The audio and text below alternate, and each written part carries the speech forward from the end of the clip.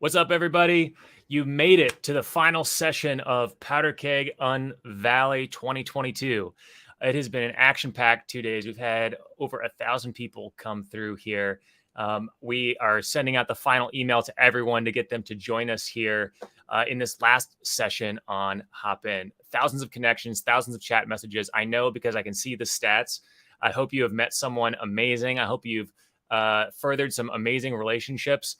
I'm about to introduce you to two of my favorite people on this session, and I cannot wait to introduce you to them. Before I do, just a little bit of housekeeping. Please say hello in the chat if you're joining me for this last session.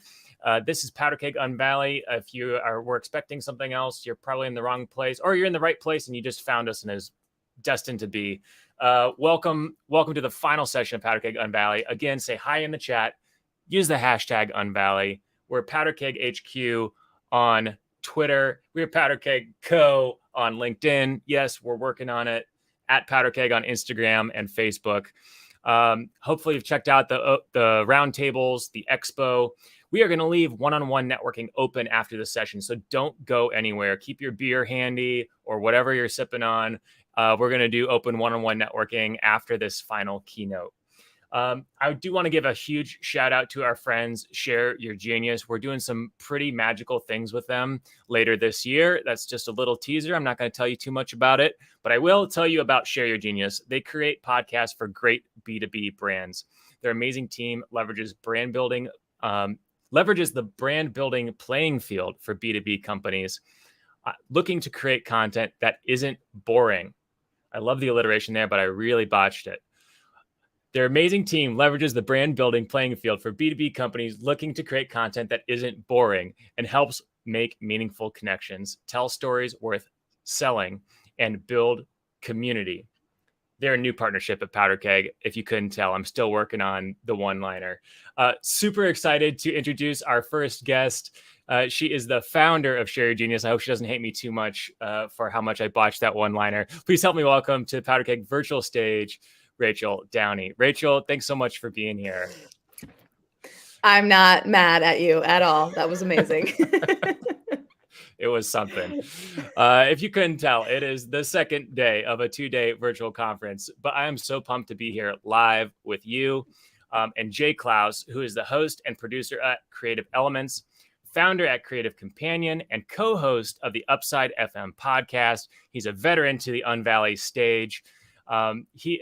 He has created this first podcast network for finding upside outside of Silicon Valley, which is Upside.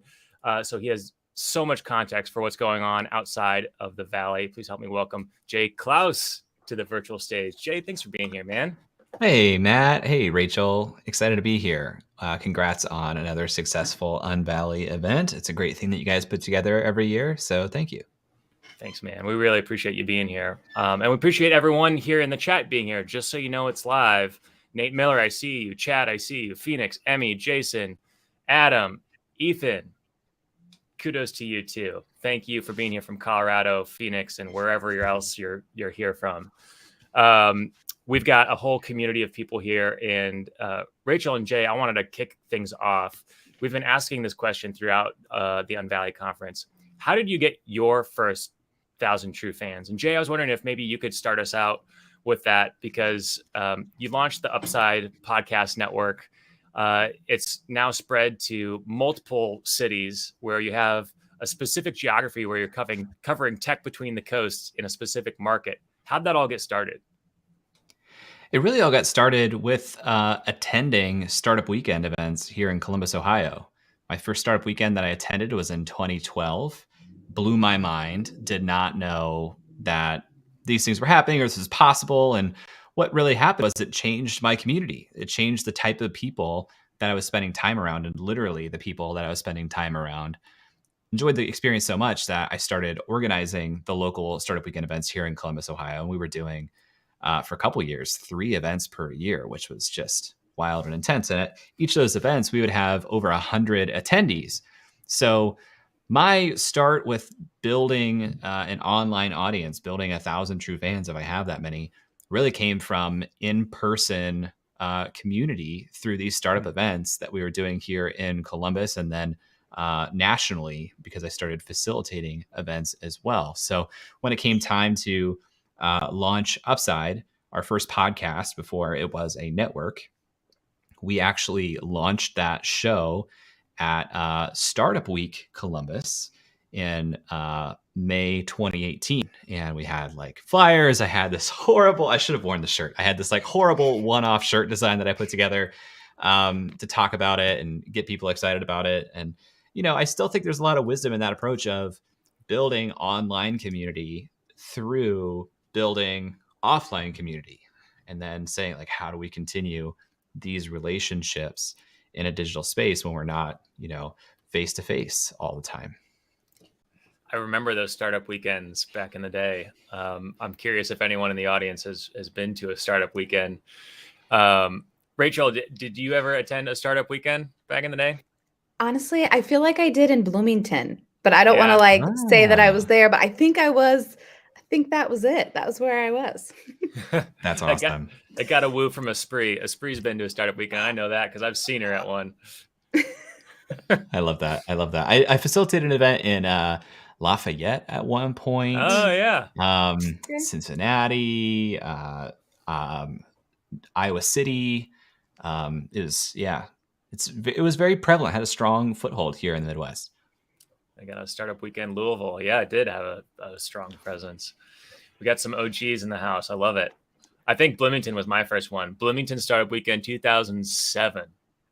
Whoa, they had it in 2007 because the organization started in 2007. So if Bloomington was that early to the game, that's pretty impressive. It was Andrew Hyde back before it was Chip and Mark and Chip.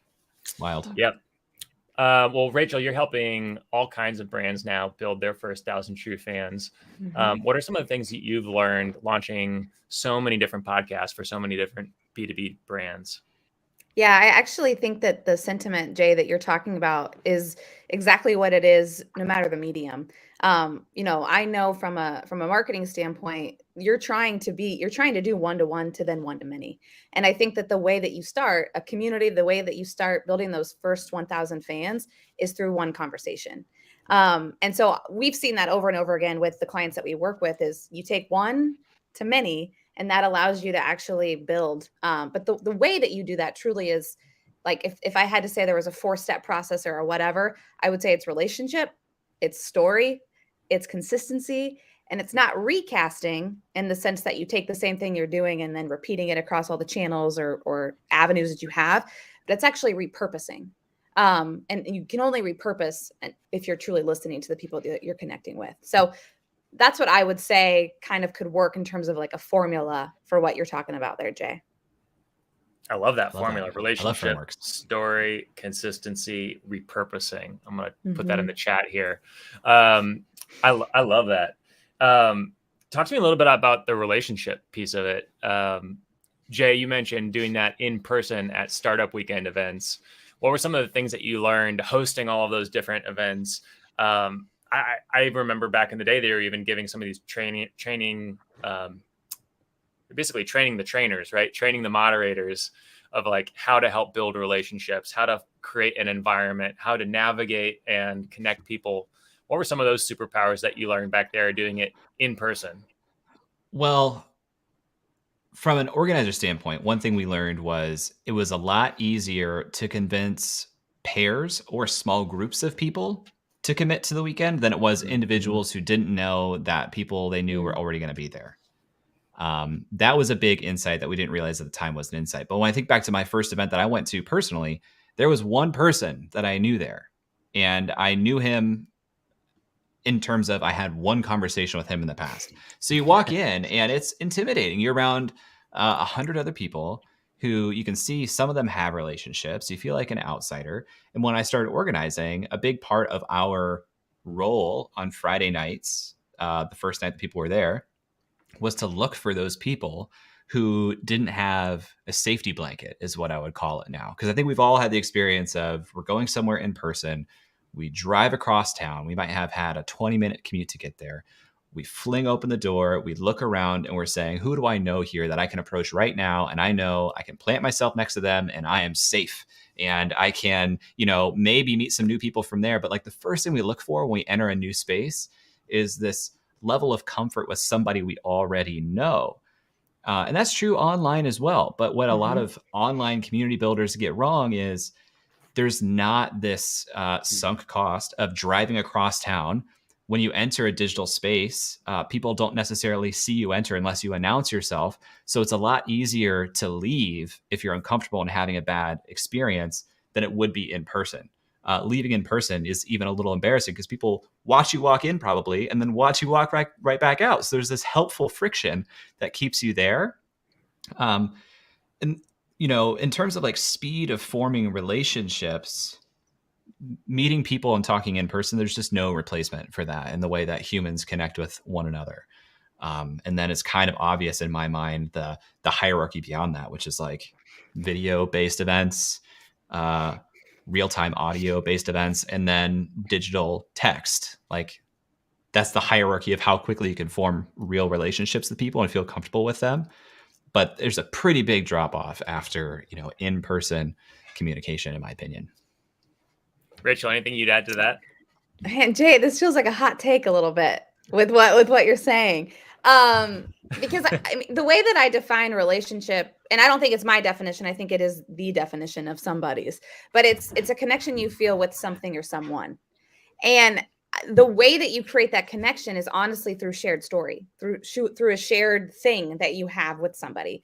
And so to me, the way that you facilitate that relationship, and you want to do it at a clip, it is through a conversation. Because even just as we started this kickoff conversation, the three of us all found shared language around Startup Weekend in Bloomington, Indiana. You know what I mean? I bet we all have a story from Bloomington. You know what I mean? And we did that digitally. And so to me, I actually think that, and again, I'm bullish when it comes to podcasts and audio content, but the thing that does is it allows you to have that conversation with somebody that creates a connection that then actually forms a relationship. And so for me, like, I feel you, there's nothing that can replace the intangible that happens when you're in person with somebody. But really the power of community and the power of conversation truly is connection. So that's my response and my reaction to what you're sharing. I hear both of you. And Jay, you mentioned something that, we see here at Unvalley, just the difference between, 1,000 people, 1,000 plus people who register for the event, but then at any given moment, it could hover anywhere between, 100 to 300 people who are there at any given time. And it's fluctuating a lot. Like, it's not like 150 people are there for 3 hours and then like a couple leave and a few. It's changing all the time. And throughout the day, we're seeing it, fluctuate between 100 and 300 people. What are some of the things that you've learned in building communities online in order to help make people feel welcome, or even yourself jumping into a new space and saying like, hey, I want to get the most out of this. How do I plug into this community and actually start making real connections? I think onboarding matters a lot. And onboarding is a bigger window of time in my mind than a lot of people give it credit for. But again, I kind of tie this back to in-person experiences. And I like to think about joining a new gym.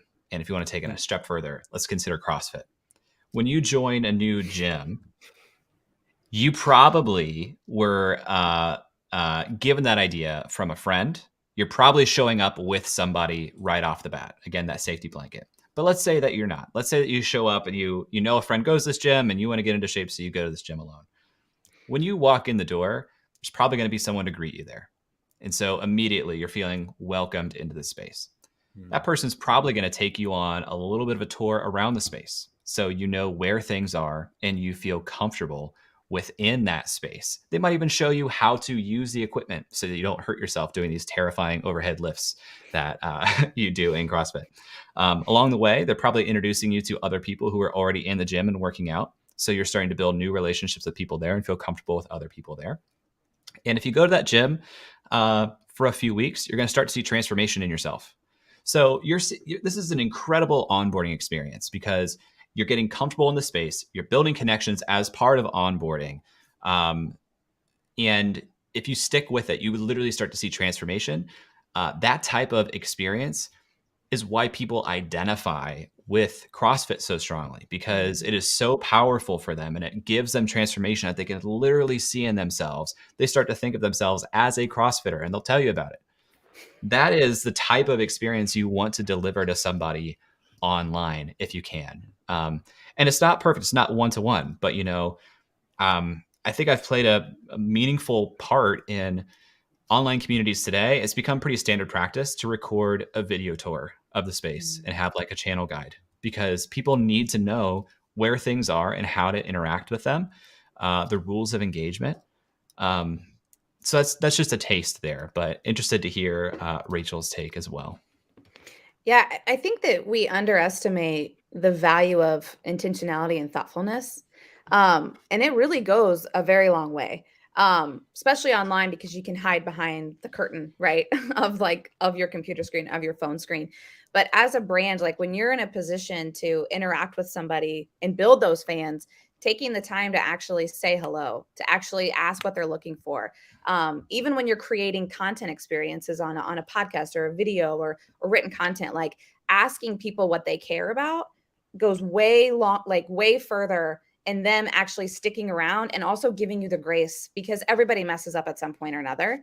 But when you're thoughtful up front, you build the relationship that allows you to sometimes not always be perfect. So I completely hear you and support everything you're saying. I'm double clicking. I would say, and also, unfortunately, the bar is pretty low. A lot of people aren't that thoughtful or intentional with this. So when you have some intentionality in your onboarding experience, and even going so far as helping that person get connected to another member in that community, so they have that safety blanket, that stands out. And people can ride the high, the positivity of that experience for a while and give you a lot of cover for screwing other things up, frankly, because if you do that really well, people are going to say, this is different. This is really supporting the promise that was made to me in the first place when I joined this community. And so I trust that I made a good decision. I'm going to continue to invest my energy and attention into this space. Well, and I think that one of the things that's really important that you said is like the continued investment, because just when you first join a community, I mean, there's so many things that are vying for our attention right now. And so when you actually join a community, if you can create that stickiness factor from the jump and then continue to be thoughtful and intentional throughout their experience, like I said, like you want your community members to stay, because that's how they build connections. That's how they continue to pour into the conversations that are happening and things like that. And I think the organizer of the community needs to be intentional, but I also think the people who join have to be willing to like be intentional back and ask questions and answer questions and contribute to the conversation, contribute to the events and things like that. And so I think community is such an amazing thing, but so many people don't truly understand what it takes end to end. I agree. Adam Barney here says, specific to Slack communities, he loves it when there's an introduction or a red carpet channel. I think that's a great example of giving people a space and something to do when they enter a new digital community. And here, I completely agree with you, Adam. And that has become fairly standard practice, which is awesome. But now the thing that I'm seeing a lot of people miss the boat on, let's say I join a community and I see that there is this precedent to introduce yourself, this opportunity to introduce yourself. It's a pretty vulnerable, time-consuming thing to do, to say, let me invest 10 minutes crafting this introduction, maybe even recording a video, answer these questions, talking about who I am. I click post, and now I'm waiting to see how am I received. Mm-hmm. In a lot of communities, there's not a lot of feedback back to that person. And as the community builder, the onus is really on you in the beginning until you create a culture among your other members of coming in and welcoming that person, because that is a really bad entry experience. If I make that post, I put a lot of time into it, and I introduce myself, and then I'm just not greeted at all, it doesn't feel very welcoming. It's like walking into, again, a physical room and saying, hi, I'm Jay, let me tell you about myself. Everyone looks over their shoulder and looks at you and then turns back around, doesn't say anything. How awkward and painful is that? But that happens all the time in online communities. Go ahead. Sorry, Rachel. No. Well, I was just going to say, like, imagine if you took that pressure off of the actual person joining the community. And like, this is where I think content can play such a strategic role as it relates to building community. And so instead of it coming on the onus of the person joining to say, hi, I'm Rachel, I got 3 kids, I like ice cream. You know what I'm saying? It's like, what do you actually say? That's where content can play a strategic role. And it being something like, what if I interviewed people joining my community? What if I did it in a way that allowed people to get to understand who Rachel is beyond like the online profile of what she thinks people need to know about her? So that's something that I think that strategically communities could start to do. And I think there's some ways to do it that doesn't mean I have to launch a podcast or I have to launch a video series. But I think shifting that could be something pretty powerful for the future. I love that idea, Rachel. So cool. I do too. One of the things that you said, Jay, made me think about something that members of community can do just to very quickly plug themselves in. And it's kind of like a power move, is like, even if you're new to the community, like the person that joins after you, like to them, you're a veteran. So to be that person, say that the community organizer doesn't see that a new person just walked in the door, like be that person, be that person that says, oh, this is my second Unvalley, like, welcome, here's where you can like ask questions. If you want to jump into a networking session, I'd be happy to kind of show you around. I met so many great people here last year. Those kinds of things I always used to love doing that. Even if I was like going to an event in a new place and it was my first time attending it ever, to just be like, hey, welcome to Big Omaha. I'm from Indianapolis. It's also the Midwest. Welcome to the Midwest, but it's like, that. Thousands of miles away. You had Sam Parr here yesterday, right? Yeah, we did. He had a recent podcast where he was talking about waiter energy or server energy. His example is like, you ever been to a restaurant and the owner of the restaurant comes up to you. I'm sorry, I should say this wrong. Restaurant owner energy. The owner of the restaurant comes up to you, to your table, and is just like, how's everybody doing? You feeling good? Everything okay? And the person's like very comfortable and sure of themselves because it's their restaurant and you're in their house. Like that type of energy in a community space is awesome. Because as the community builder, you want other people in the community to feel co-ownership over the space and feel empowered to have that type of welcoming energy to help people and serve them and talk with them. That would go a long way if you're a part of a community to come in and have that type of welcome. I think to that end too, Jay, it's like, take that outside of even community and take that into like the business that you're in and the brand that you represent. And imagine like you onboard a new client and they get a phone call from the founder. They get a phone call from somebody that didn't maybe close the deal, but it becomes like this piece of like intentionality and thoughtfulness that I think we just get into this hustle of more equals better. And in reality, it's like, if you just slow down and said, how are things? I think it's a game changer for some of this stuff. And I think Gary V is a guy we all like and love with the Powder Keg community. And he always talks about this idea of like being the host of the party. And so it's like, when you're a host of the party, you make sure everybody's having a good time. You know what I mean? Like, you're the facilitator of making sure when everybody leaves, they're like talking about that party so that the next time that there is a party, you get the invite. And I think that that's how we can start to think about stuff that's expansive beyond the community that we represent. And you have community in pockets all around your life that if you just paid attention to, you would realize that. I'm starting to feel the pressure now. I hope we're all having a good time out there. Everyone having a good time out there? I think I honestly, and Matt, like, I know we don't need to plug Powder Keg, but I think that the experience that I've had as a member of Powder Keg, I think is phenomenal. You guys are extremely intentional. I mean, it's our team. It's definitely the team. We've got a team of community builders here, and I mean, we definitely study this stuff. We study all of the stuff from Jay, all the stuff from you, Rachel. It is something we're always trying to iterate and evolve on, for sure. I'm excited to you mentioned relationship as the first step, story being the second step in your model, Rachel. Jay, I wanted to come back to your story about how Upside came to be, because I think it's really interesting that you decided to say, I have one podcast, now I want to create a network. How did you make that? Did it feel like a chess move when you were doing it, or were you kind of moving more like checkers and it felt more like chess when you zoomed out? It became chess eventually. I mean, we started Upside because in 2018, all the media attention we were seeing for startup companies, and really still today, was hyper focused in Silicon Valley and also New York and maybe a little bit Chicago. And we had experience from Startup Weekend and living in these different cities that there were entrepreneurs doing really remarkable things in cities all across the country outside of the Valley who were getting no media attention. So we said, we'll be that show. We'll talk to those founders and we'll tell their stories. And that was incredible. Actually, Eric has, I wish Eric could be here today. He has a running spreadsheet of the founders that we brought on the show because we were selective. I mean, 52 episodes a year if we did one a week. So we had to be pretty selective.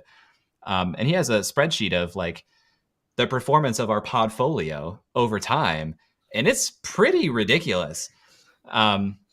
But we couldn't tell all the stories that we needed to because, again, we were limited by the number of weeks in the year. And one thing that we noticed as we were doing the show, when we would interview a founder in Kansas City, we would start to get new listenership in Kansas City. But I don't know that listenership in Kansas City stuck around over the next 12 weeks as we talked to founders in Cincinnati and Indianapolis and Denver. So we realized there were so many stories in all of these cities, and people like to hear about stories in their backyard. We should start supporting and building new shows in these individual cities. And so we started with Cleveland and Cincinnati. That's where we are today, but the network is primed to spring up in cities all over the country now. We figured out the model and how to get these shows up and running and working really well. It's been easier to grow those shows than it was the national level show because there's a whole other set of strategies available to you when you have geo, proximity, and you can literally go places to talk about the show. Rachel, what are you seeing in terms of the power of podcast networks? What do you see in the power of podcast networks, and where do you think it's going to go in the future? Because I know you're watching all of the data across podcasting. Yeah, I mean, the reason that the podcast networks are so successful is because there is a connection point. And so people, when they start to consume your show and they start to see the dots being connected across shows, they're going to subscribe to all of those shows. Like literally we see that. So when networks fail is if you try and offer multiple pieces of content that don't connect the dots for the person who's actually listening. And so I predict that we're going to see a lot more networks pop up over the next few years, because when you have a network, you own the audience across all of those shows. You can cross promote, you can cross pollinate all of that content across all of those audiences. And we know literally that networks work because they are all being delivered as a very similar premise, but you're still feeding all of their multiple interests. So yeah, I mean, I think we're going to start to see a lot of indie shows go under networks. That we're going to see some networks fail because they're trying to boil the ocean across topics instead of focusing on one specific audience and all of the things that one specific audience wants content on. Also, as a podcast network, this is a community unto itself, potentially. You can really 1,000%.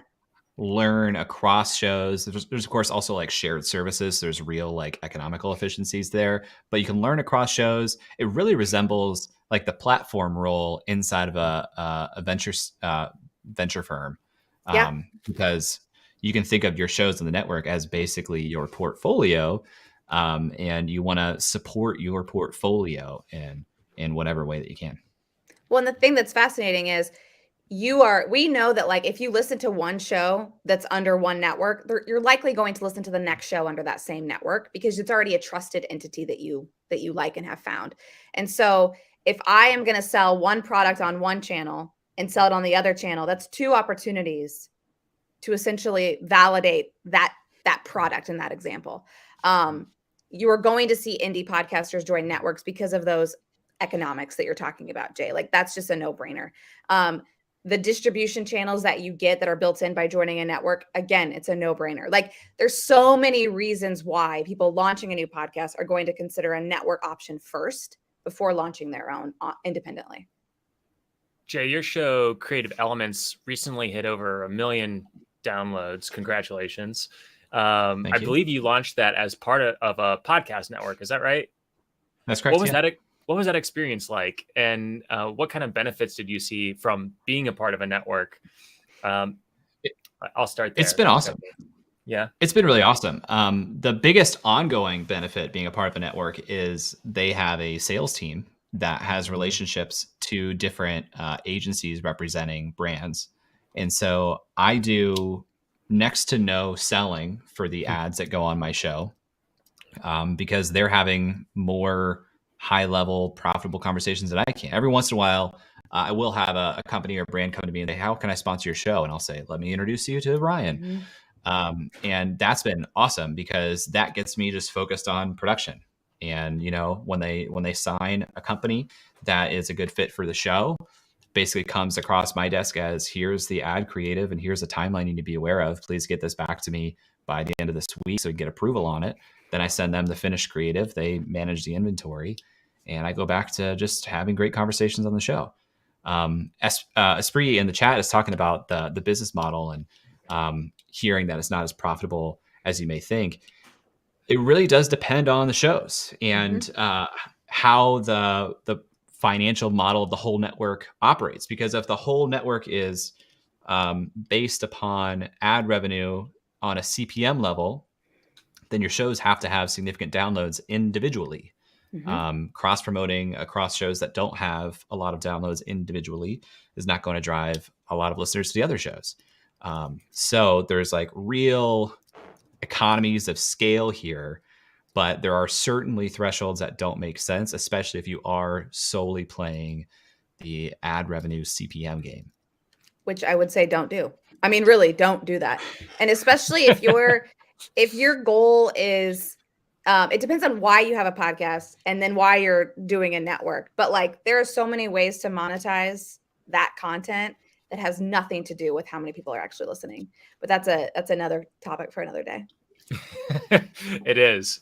Well, and I know I'm pushing our time limit here a little bit, but the last 2 bullet points we talked about, or at least that you talked about, Rachel, in your model, are consistency and repurposing. And I've seen both of you do this magnificently well in your own creative work, in your own community building. Talk to me a little bit about consistency as you've seen it. One of the places I've seen both of you be consistent is on social media. Can you talk a little bit about why you made the decision to do that and how you keep yourself accountable? Jay, maybe you could start. I defer to Rachel. You defer to me on consistency? This is Rachel's framework. Yeah. My framework. Consistency, it really just means like you don't go silent without letting people know you're going silent. It's about that. It goes actually back to intentionality. So consistency means showing up specifically for a purpose at the time in which people can expect you to show up. And so when we develop our production calendars and our production timelines with our clients, we are thinking about consistency. Sometimes that means you're going to deliver. And this is actually a really good analogy. Some nights you have time to make the pan-seared chicken with the asparagus and the beautiful salad and the dessert. Other nights you're having chicken nuggets and fries that you threw into your air fryer, but you're still eating dinner. And so consistency is about delivering the promise that you told your audience you would make, even if sometimes you're having chicken nuggets versus the pan-seared chicken. I love that. I do too. I agree with that. I think a lot of people, when they talk about consistency, they do talk about like the value of trust building, which is paramount in building an audience. As Rachel just said, if you go silent without people telling people you're going silent, you lose trust because they were expecting something that you did not follow through on. If you just simply say, I'm taking 2 weeks off for my honeymoon, you'll be fine. But what people don't talk about as much with consistency and the value of it, we don't get better at things without practice. Being consistent means that you're going to get a lot more reps and a lot more practice, and it's going to make you better at your craft. If you are consistent and someone else is not consistent, even if they start off better than you, by sheer volume and practice, you're going to catch up and maybe even surpass them. Jay, you 100%. launched a project called Tweet 100. Can you talk a little bit about that for people that might want to join? Yeah, I have huge respect and interest in Twitter as a platform. And also, I will consistently just say, I'll do that later and not actually tweet. So I wanted to play into my own motivation style. I know that when I make a public promise to do something, I'm going to follow through and do it. It's just core to my neurology.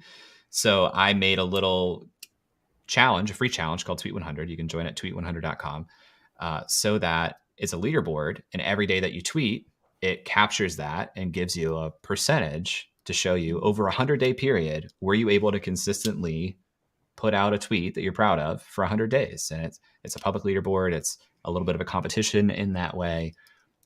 But, whenever I need to be consistent with something, I often have to create some form of external accountability to help me to do that. Yeah. Our chat has turned completely into chicken nugget chatter at this point. I shouldn't have said it. But I was really hoping someone was going to paste the Tweet 100 link to the URL, but everyone's just talking about chicken nuggets. There we go. Tweet100.com. It was so fascinating to watch you launch that project, cool. Jay, and see everyone taking off. I still see people using the hashtag Tweet100. So it's cool to see you promoting people who are being consistent. It's wild. There's been over 2,000 people that have joined that, hundreds of thousands of followers gained, because I can automate tracking that. Some real big results for people. So yeah, if you're trying to do more on Twitter, Tweet 100 is the way. And then how about repurposing? How does that play into building community, into building a podcast, a community around your podcast, or even plugging into a community? Yeah. So accountability is never underrated, first of all. But one of the ways that you can actually be consistent with your content when it's those chicken nugget nights is by actually repurposing the content you already have. So a lot of times people say repurposing, and really what they mean is recasting, which essentially means copying what you already did and posting it in another channel.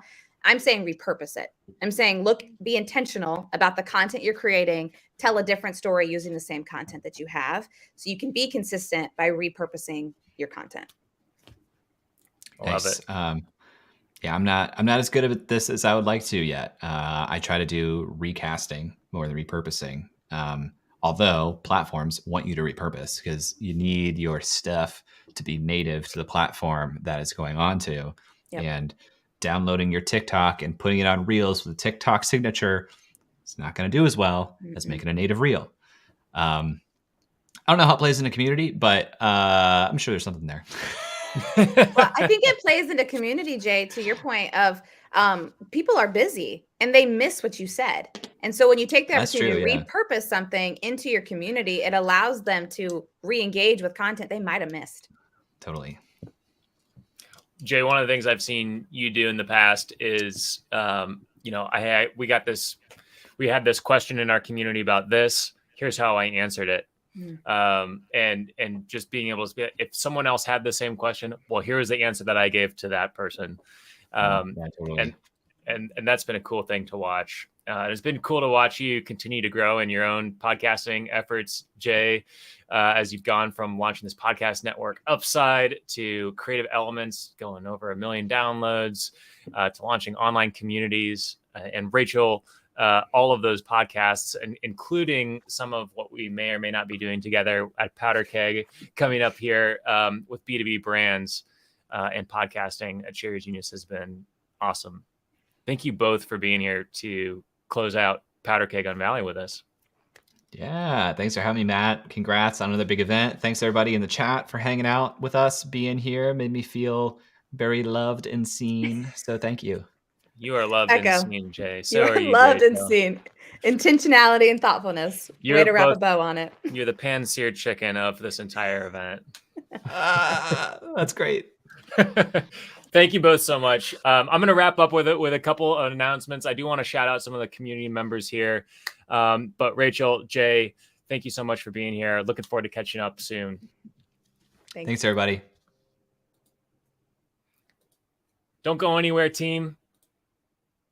I've got something for you. Our team put together a highlights from Powder Keg Unvalley. So you might have missed some of this because you couldn't have possibly been in every single session. So I wanted to just talk through some of the biggest highlights from Powder Keg Unvalley. First of all, opening day one yesterday was Sam Parr. We talked about the Copy That copywriting course. We gave away some copywriting courses. In fact, you can still win a free scholarship to the Copy That copywriting course if you go find my LinkedIn post and comment on why you would like a scholarship to the Copy That copywriting course. Sam kicked us off yesterday. We had a tremendous session there. We had some laughs on Twitter, if you didn't catch that. A lot of people posting about that story. A lot of people sharing amazing things on LinkedIn. Great connections being made in the chat. Esprit, we saw you in the chat. If you're still there, you just hosted an amazing session on the future of content marketing earlier today. We really appreciate you taking time to do that. Mitch and Allison and Brennan sharing their expertise on those marketing sessions. We've been getting some amazing comments. We love seeing that. So if you enjoyed the Unvalley conference, please go to Twitter, go to LinkedIn, go to Instagram or TikTok or wherever you're hanging out. Let us know what you liked. And if you want to tell us something that you didn't like, please DM us. We still want to hear that too. We want to keep making this event better for you. It was great to see a bunch of veterans, but we had hundreds of new faces in Powder Keg Unvalley today. We had some just amazing sessions. I'm trying to feature as much as we can here. We love seeing all of these different emails, all these different tweets, all these different social shares. Tiago Forte kicking it off with us today. All kinds of great sessions that we had with people from all over the world. Thank you all for being here today. This event is not over. Thank you. This is a blank slide to represent all of you who are out there. We are leaving the networking session on. I think it's over here. We're going to leave the networking session on. So click networking if you'd like to have one-on-one networking, talk with some people from the Powder Keg community. It's a really great way to connect. 3 minutes, meet someone new. You can always extend the time if you want to keep the conversation going. One more huge big thanks to Jay, Clouse, and Rachel Downey. We really appreciate your expertise and sharing a little bit about community. And thank you, all of you that make Powder Keg community special and for making these last 2 days just amazing. So hopefully see you in the networking sessions. Keep the comments coming. I saw some requests to keep Unvalley open tomorrow. We may do that. So if we do that, we'll let you know. We'll send you an email if you want to get together and have some sort of self-organizing. If you want to do your own roundtables or do some your own virtual networking, we might talk about that today over beers at the Powder Keg team. But in the meantime, we'll see you over in the networking session. Hopefully see you there. Thanks again, everyone.